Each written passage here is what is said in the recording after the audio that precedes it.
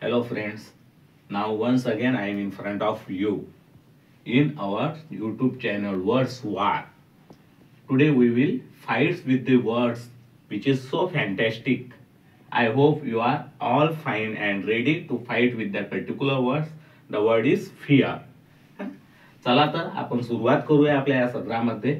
नवीन शब्द मी तुमच्यासाठी घेऊन आलेला आहे. शब्द कोणता आहे? फॅन्टासाइड एक्सपिरियन्स अपीअरिंग रिअल. म्हणजेच काय? एक कल्पनाबद्ध असा शब्द ज्याला आपण फिअर म्हणतो.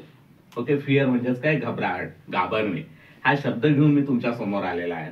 तर चला जास्त वेळ पास न करता, जास्त टाइमपास न करता आपण पुढे जाऊया आणि आपलं जे YouTube चॅनल आहे वर्ड्स वार याच्या माध्यमातून नवीन नवीन शब्द शिकूया.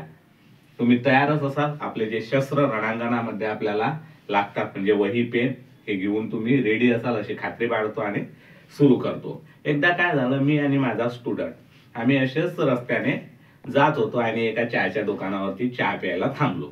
तेव्हा माझा स्टुडंट जो आहे तो मला म्हणाला, sir he dread to speak in front of my, म्हणजे माझ्या समोर बोलण्यासाठी तो घाबरतो. या शब्दामध्ये मी ड्रेड वापरू शकतो का? मी म्हटलं नाही, ड्रेड हा शब्द तुला वापरता येणार नाही. तिथे योग्य शब्द काय? फिअर.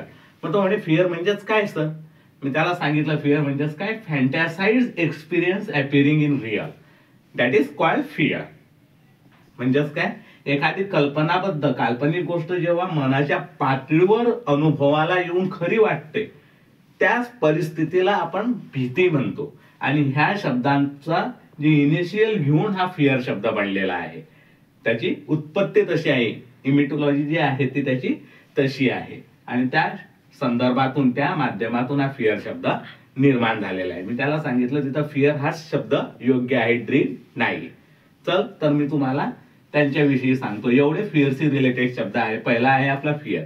म्हणजेच काय? एखादी निगेटिव्ह इमोशन जर का आपल्याला इंडिकेट करायचं असेल, दर्शवायचं असेल तर आपण फिअर हा शब्द वापरतो. मी सांगितलं तुम्हाला सुरुवातीला फिअर काय? काल्पनिक गोष्ट जेव्हा मनाच्या पातळीवर अनुभवाला येऊन खरी वाटते त्या परिस्थितीला भीती असे म्हणतात. तेव्हा आपण हा फिअर वापरू शकतो. For example, the robbers passed a day in fear of discovery.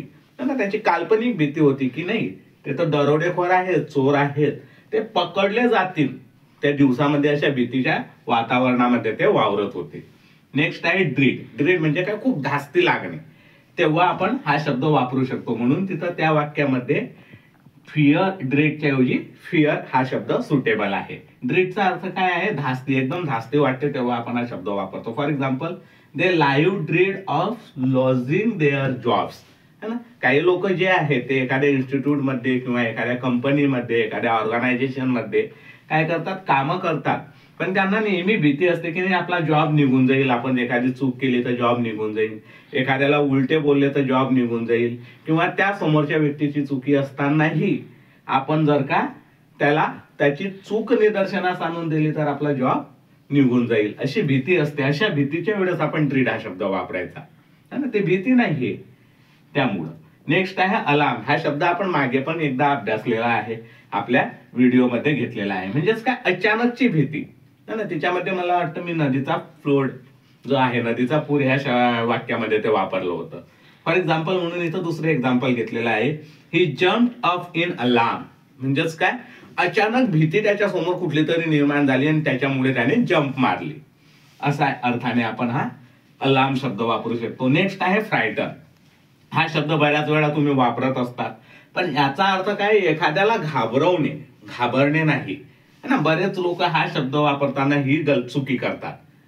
आपण जेव्हा एखाद्याला घाबरवतो, क्षणाची भीती दाखवतो, तेव्हा आपण फ्रायटन हा शब्द वापरायला पाहिजे. फिअर बाकी इतर ठिकाणी नाही.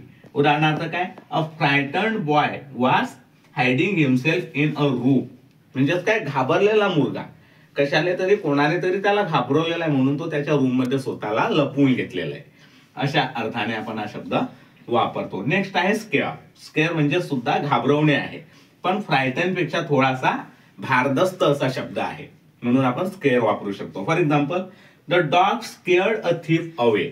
म्हणजे कुत्रे जे आहेत ते भुंकतात आणि त्याच्यामुळे हे जे थीफ असतात, चोर असतात, तो जो आहे तो पळून जातो किंवा लपून बसतो कुत्र्यांच्या धाकाने, कारण कुत्रे भुंकल्यामुळे आपण जागृत होतो, आपण अवेअर होतो की काहीतरी विचित्र घटना घडणार आहे.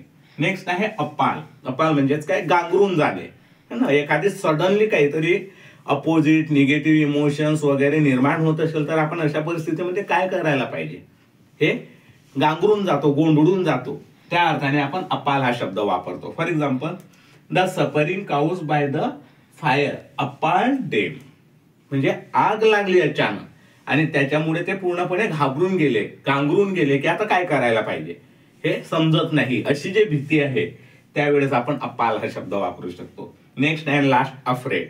हा पण शब्द बऱ्याच वेळा तुम्ही वापरता. भीती वाटणे, म्हणजे एखाद्याची भीती जर का आपल्याला वाटत असेल मनापासून तर हा शब्द वापरतो आपण. सर्वसामान्य वर्ड्स आहे, फिअर सारखा नाही. जरी तुम्हाला वाटत असेल की फिअर हा सर्वसामान्य आहे, तो नाही, तर हा अफ्रेड सर्वसामान्य वर्ड्स आहे. For example, children are afraid of darkness, म्हणजे लहान मुलं जे आहेत ते काळोखाला घाबरतात, या अर्थाने आपण हे शब्द वापरू शकतो. अशा पद्धतीचे 7 वर्ड्स आहेत.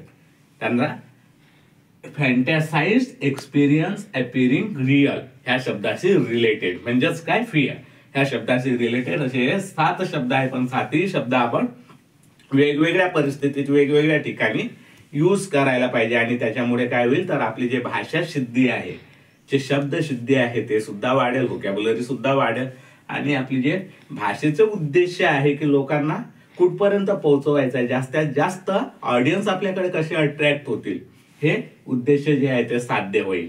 ठीक आहे, धन्यवाद.